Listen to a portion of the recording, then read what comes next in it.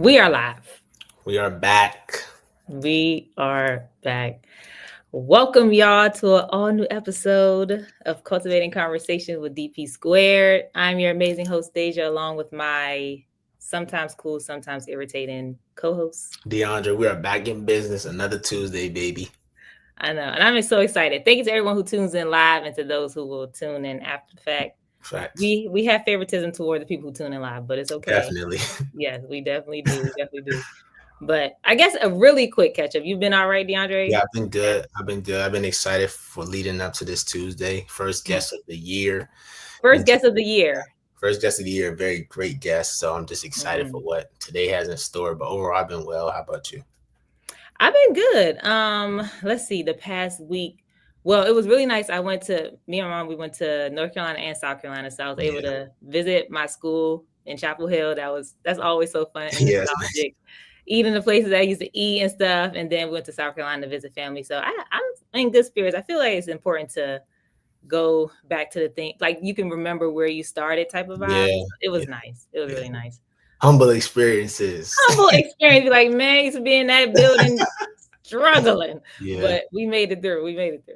But no, I don't even want to take too much time because DeAndre and I ramble already too much. And so I want to make sure we have enough time allotted for our guests. And that's this amazing conversation because we wanted to talk a lot about just like branding, entrepreneurship.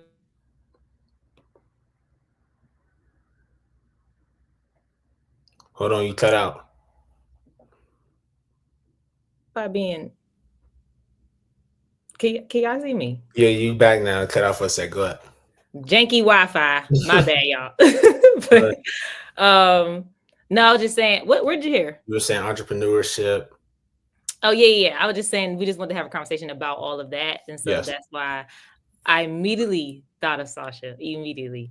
So before I bring her on, me and Sasha, we went to middle school together, and oh my goodness, like so many good, fun memories. But just being able to witness her journey from that point to now, just with her killing it in her own right outside of her like career, just in general, like really being a pioneer in so many areas. And I just thought that she would be great to talk about the things that she's experienced, and then I'm here to learn as well. So I think it'll be a great conversation. Yeah, definitely. Yes. So let's bring Sasha up. Hey girl. Appreciate you guys having me on the show. For sure. Yes. No. How are you feeling? I'm feeling good. A little tired, but I'm good. Yeah.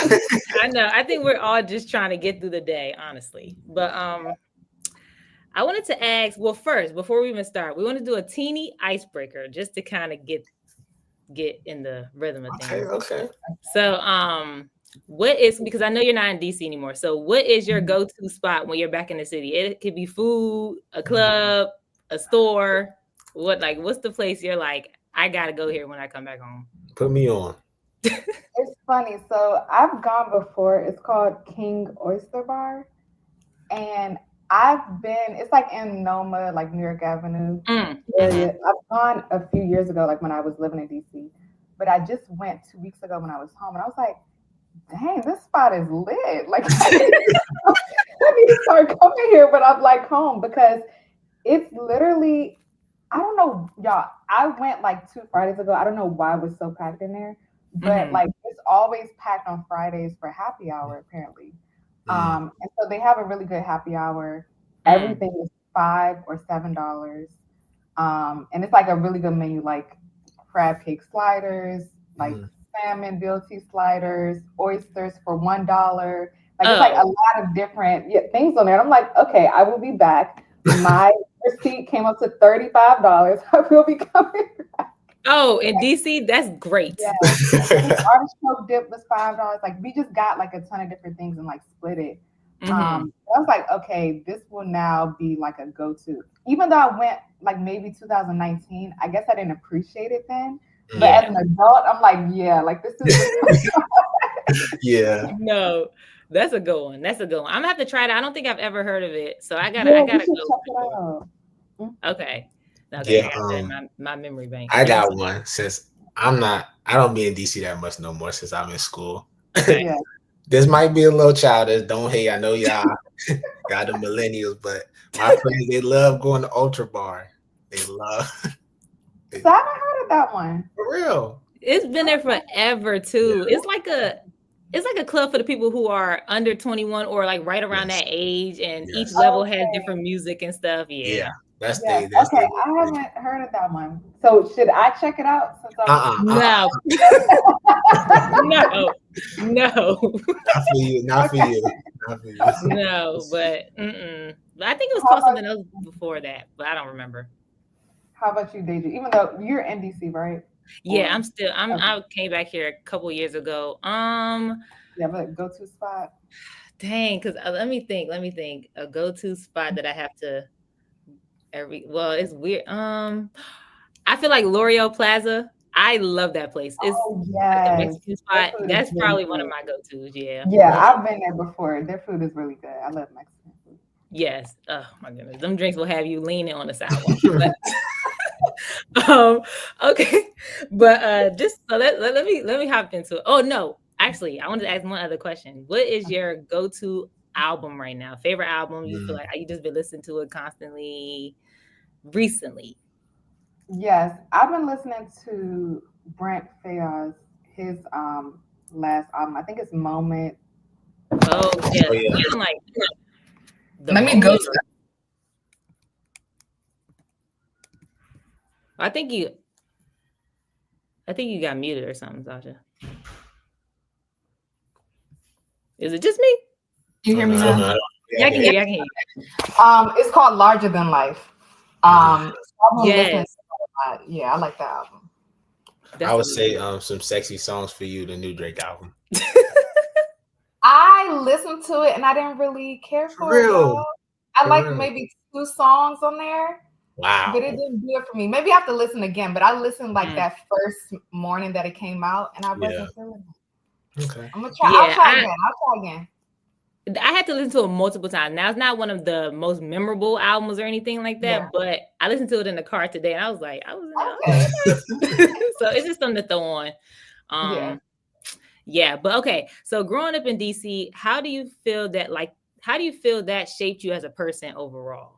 In any way? How do you feel that growing up around here made you who you are today? I'll say DC definitely kind of gives you like a tough skin in terms of like making sure like just being in DCPS and also going to like public charter schools as well. I feel like you are kind of in a space where you may not always feel comfortable like being your true self or like sharing certain things with people just because you may get like laughed at or like with John on you or whatever the case may be. Yeah. I feel like I was given like that type of like skin where it's like in the beginning I didn't feel comfortable like sharing certain things, but at the same time I feel like I was good with like discernment and like understanding how people move, like their character, like just knowing like the type of friends to hang out with. I think all of that kind of played a role in my upbringing and like me being in like DCPS for mainly, I guess, like my whole high school career. So that kind of shaped me. I think it could be viewed in a positive way, but also maybe a negative way because I'm not as open with people. I don't feel comfortable like still sharing things, even with me kind of being a little more open on social media. So it can be like a pros or cons type of situation based on how you look at it. Yeah.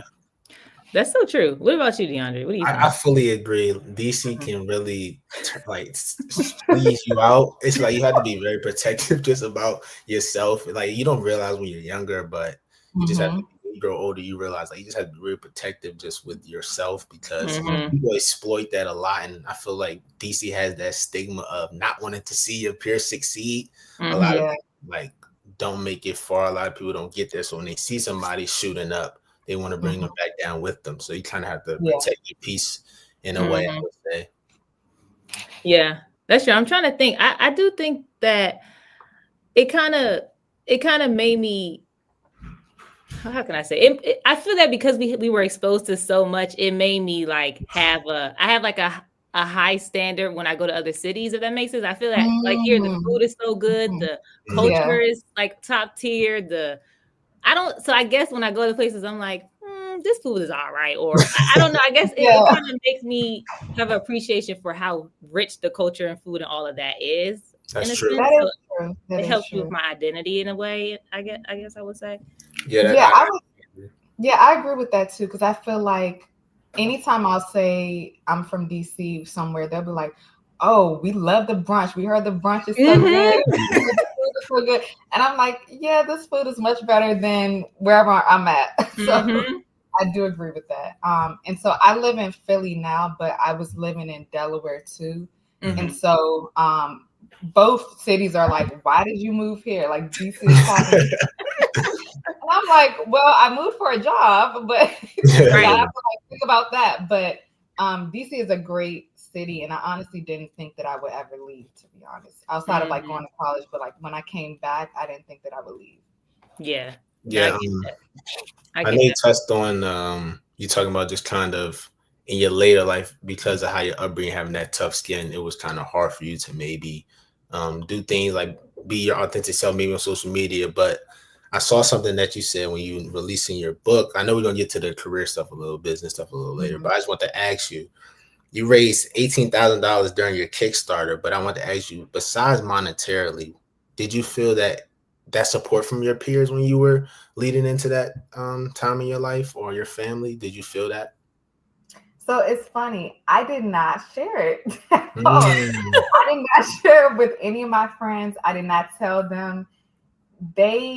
It was so annoying. They found out because McKinley Tech, which is where I went, they found it somehow. And they literally sent it to the class of 2015. I'm like, an email, like a mass email to everybody. Oh my goodness. Sharing the Kickstarter saying Sasha did this. I'm like, bro, what are you doing? So like, I didn't even tell my friends. So they were like shocked and everything.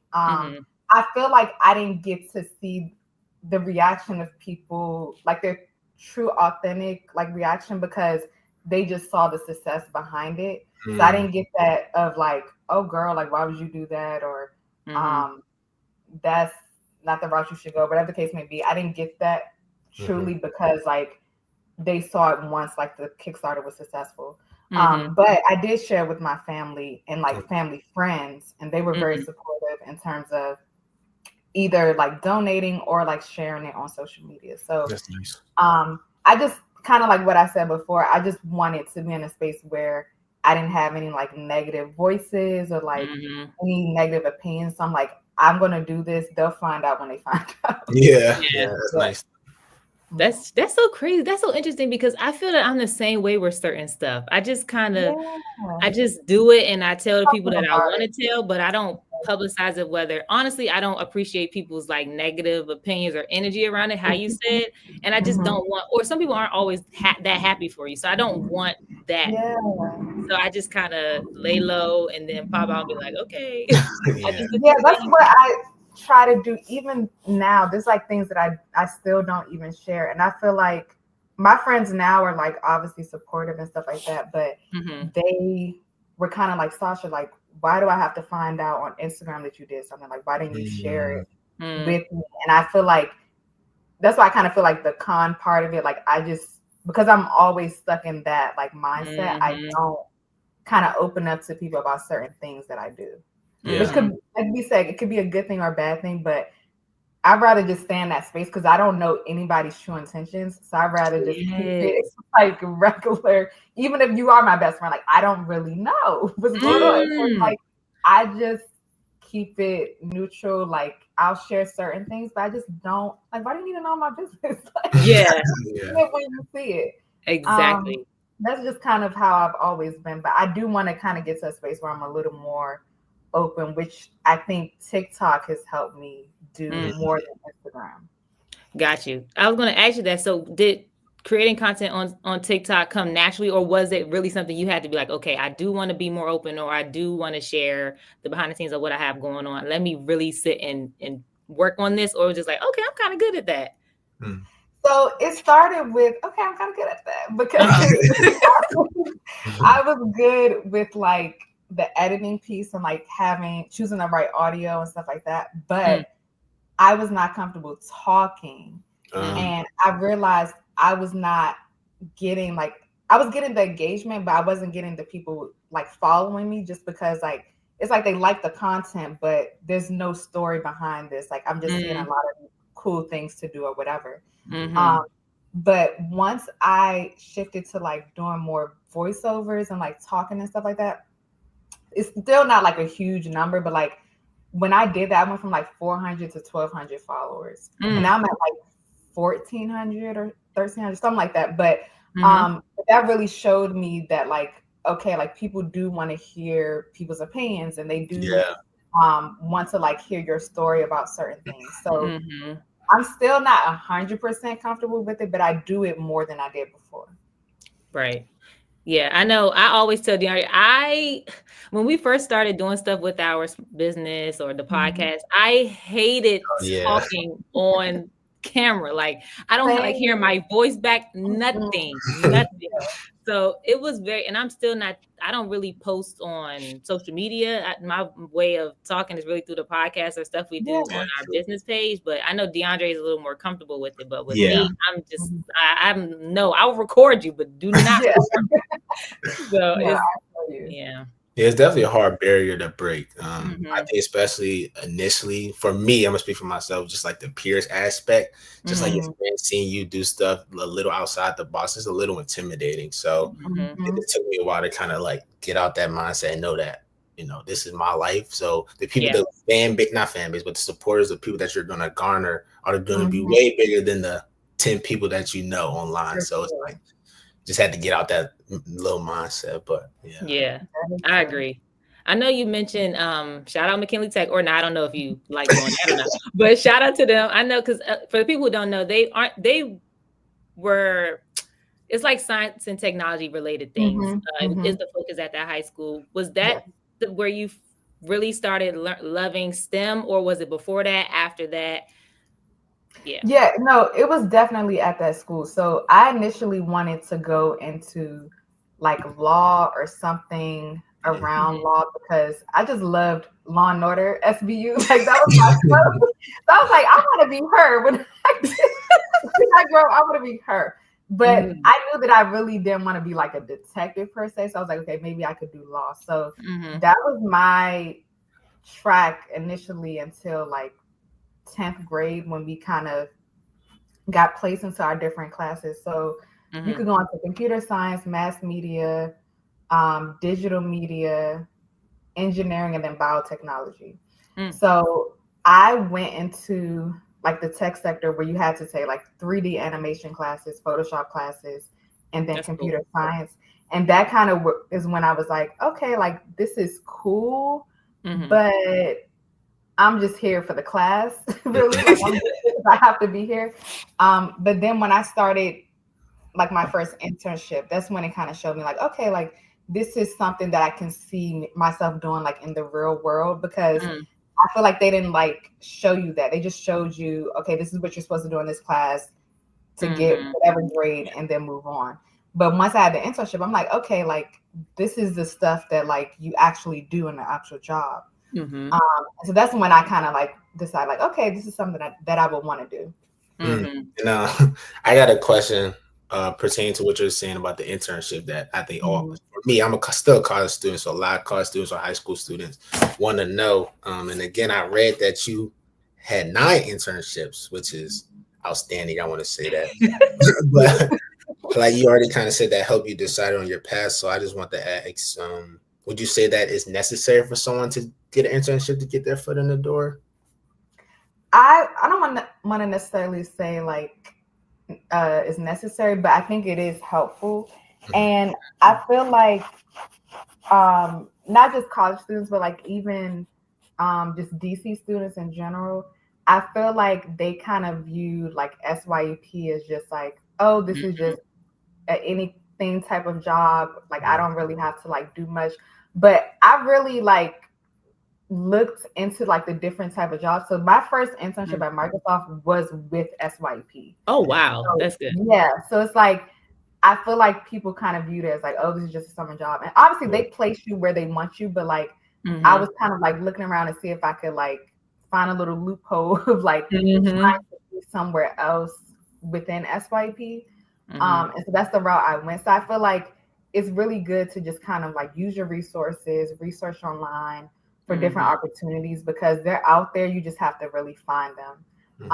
And I feel like with internships, it kind of prepares you for what the job is going to be like. Because like obviously it's not the same exact thing, but I was like a marketing manager at Microsoft, and now I'm a marketing manager at Chase. So it's like that path like literally put me on to like exactly where I am right now.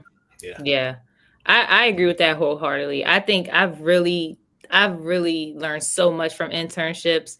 I just think that with it, people shouldn't be so like use internships as a way to dip your toe in a lot of different areas, I would say, because if you get too narrow focused on one specific thing, you're not realizing that you could have interned at 4 different places that are completely different from one another, or maybe they're aligned in some ways, but at least spread it out a little bit, because then you can say, okay, I really don't want to do this for a job, or I do really like this for a job, instead of going into a job and then you got to stay there for a little bit now, or you don't have to, but at least with the internship, you're just getting a little bit of experience and you don't have to stay there. So use that as a way to explore what you might like and not like. I know that's what I did. I was like, I don't like that. I ain't doing that. And I don't have to do it because it was just an internship. Yeah, exactly. Exactly. That is true. Cause like I did like tech, I went into like the government when I was doing like some of the SYP stuff. And then I actually went to like PR as well. So like I kind of got different ideas of like marketing from different industries to kind of decide like, oh, I would prefer this or I would prefer that. So I think it's helpful for you to kind of decide like what you would really want to do. Okay. Yeah. I'm gonna use that. I'm gonna use all that. No, that's helpful. Did school or was it like school, a family member, or just any other experience that made you really want to tap into that entrepreneurial spirit? Or was it just something that you feel that you picked up on over time? What was it? What did that come from? What was the influence from that? It was, I need some money. That's real. So like I started like my entrepreneurial stuff or mindset back in high school. So I didn't even tell people in high school either, but I was selling stuff on eBay. So I used to like resell shoes, like those like I used to have like a ton of Adidas Jeremy Scott shoes, and I used to resell. I used to wear them like a month or so, resell them, get some. And that's I used to keep like doing it like that. And I used to do that with Jordans too. And so you used to have a lot of Jordans. Oh my goodness. Yeah, I was making like as a 15, 16-year-old, I was making some good money to the point where like I was at school, I was getting like eBay notifications, something sold. Mom, I need you to go to you. Like she literally was like my worker because I could not do it when I was like at school. Yeah. And it wasn't like a ton of money, but like a few $100s to like someone that's like 15, 16 or something. Yeah. So I used to probably get that like a month or so. And then I would just like sell like random things, like clothes I didn't want anymore. So I was just the kind of person that like, instead of taking it to Goodwill, I would just kind of resell it online. And so that's when it started. And then from there, just kind of progressed to like the book and me just having like different products, because I knew that I could sell something previously. It was just like a different mindset of like, okay, this is something that's like my actual product, but I kind of already had that vibe of like selling things already. Yeah. That makes sense. So this, I guess, is a perfect segue. You were talking about your book. So first of all, sis is an author. So let's let the people know. Let the people know. Sit in that for a second, because you have Sasha Savvy Loves to Code and Sasha Savvy Starts It Up. Okay. Yeah. Now, and this champions STEM exploration and just entrepreneurship and everything. But I want to know, like, is that your proudest moment of what you've accomplished, or is it something else? Like, what if you could look back is one of your that you feel is one of your biggest accomplishments? I feel like that for sure, just because that kind of led to other accomplishments that I've had. So it's like without me publishing that, it wouldn't have led to like anything else.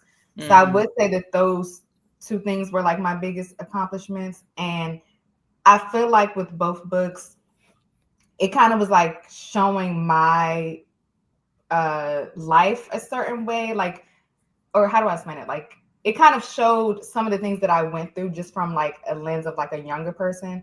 Obviously, added in like other elements. Like I don't have a brother and stuff like that. It's funny because now that I think about it, the family is kind of like you guys. It's like a mom, a dad, and like a daughter. Now that I think about it, but give me a percent. Right, I know.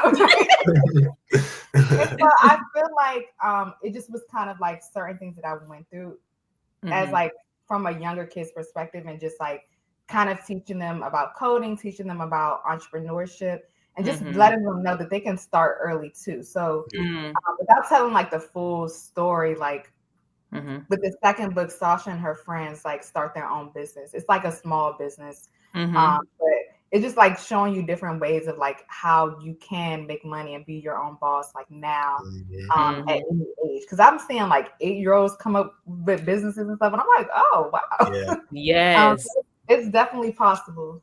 I love that. I wanted to say, first of all, the books are awesome, and I wanted to ask you: did you come up with the concept and ideas because did you see a disparity of, maybe minorities or African American females not being represented when you were younger? So it's kind of a homage to that in a way. Yeah, so I would start at McKinley Tech. I think it was a class of 30. It was only 5 girls in the class. Once it was literally the first day when they were trying to like space us out between like whatever track that we were going to go into. But like literally so many people left the tech class. Like they were like, oh yeah, I don't want to do this. They were leaving and I didn't have like a yes or no opinion on it. I was just like, I'm just gonna stay. But yeah, it was only 5 girls. And then just being in like different like after school programs and stuff like that, I saw that there weren't many people of color too. So I felt like this book was really just a way to kind of like show that there's like representation of like Black women or Black girls in this space. And just kind of really like showcasing that, because I feel like even still now, like a lot of people know about tech, but they don't really take the initiative to like go into that track.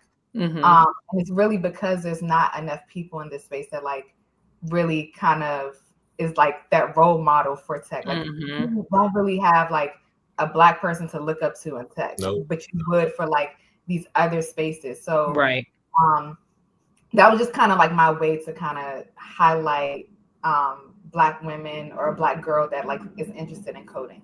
Yeah, I completely agree. I think there wasn't really a role model for a long time in my life. I got to college, I finally kind of seen other people like me, maybe in my majors and stuff like that. But I still think there's a heavy disparity in comparison to many minorities or African American people being in IT, cybersecurity, coding fields. It's just not a lot of us. And I go to class, I don't see a lot of us. So I definitely agree. Yeah, that's so true. I know you mentioned that you work at Chase now doing marketing.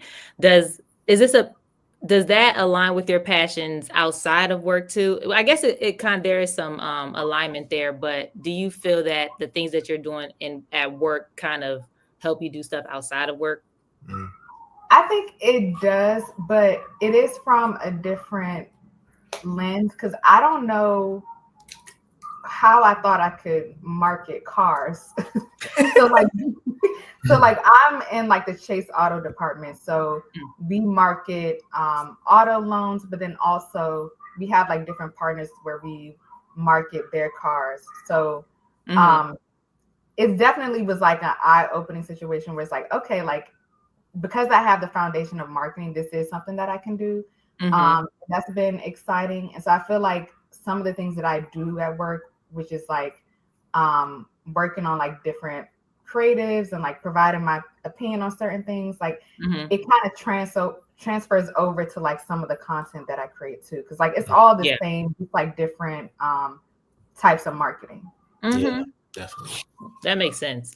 So at the closer to the end of every episode, we do something that's called #GoCultivate, and it's just a tip we try to leave people with that's related to the episode. So I was going to ask, what are some tips that you would have or that you would give to people who are struggling to figure out what their brand is? I think branding just sounds such a heavy question when people say, what is your brand? What is your brand? Or how do you represent yourself? Whatever. Like, what would be some ways that you would tell people to kind of start trying to figure it out? Yeah, I would definitely say to start looking into like different classes or different activities, depending on what your age range is. So like at this age, I use like Eventbrite for like different activities and like different things to try out to figure out like what I'm interested in. But I think from the perspective of like trying to find your passion or trying to figure out like what your brand is, you won't really know until you kind of understand yourself and like what your own interests are and like what you like. So it's like you kind of have to put yourself out there, whether it's like looking at stuff online or like going to different events, signing up for different classes. Like all of those things are kind of going to let you know like who you are, what you care about, and then will kind of allow you to tell that story based off of like what you found out. Because like I have a friend who just recently got into like wanting to do like pottery classes, and now she does like a TikTok based off of like the different things that she makes. So it's like you kind of have to figure out like what you like to determine how full brand is going to look like. Like how you want to be represented. Like you won't know until you get a sense of like who you are really. That's facts. That's facts. And that's the only way it'll be authentic, and it'll have some longevity when it's true to actually what you like and how you see yourself in the world. So I agree with that wholeheartedly. Yeah, that's a good tip. Yeah. And I'll just say I agree with you agreeing with me, because I feel like people will think like, oh, let me just create content on TikTok because like this is what I'm saying, or let me just make some funny jokes. But it's like, is that really you? Is that what you really would want to be like out there, or what you care about? Probably not. So like, let's figure out what you really value and what you really like care about. 100%. Now I appreciate you taking the time to talk with us about all the things. Real quick before we end though, I wanted to do a quick something that's called Remember the Time. Okay. So these are just two quick questions. So again, like I mentioned in the beginning, me and Sasha went to middle school together. And I would like to say we were thick as thieves at that time. So let me see if you can stretch your memory. It's only two things. Nothing that's incriminating. But do you remember I don't know if she was 7th or 8th grade. I can't remember, but our 7th or 8th grade math teacher's name? This is going to be a difficult one. It's a throwback. It's a throw, or is it 6th grade? I don't know. I feel like we had the same teachers the whole time. I know. I want to say Miss Graves so bad, but she was not our math teacher. It was the Indian woman. I don't remember. Was it Patel? Yes. Okay. Period. I don't remember that lady name. Yes. What class was it? Math. It was I don't know. No, what algebra. Algebra. I think it was algebra. I don't know. I think. Okay. Okay, last one. What was the thing that everyone did before school started? This might be hard. I have no idea. What did we do before school? Okay, I'll never forget. I just remember every time we would come into school, everyone would just stand outside and do you remember that? Just stand outside. Nobody would ever go in.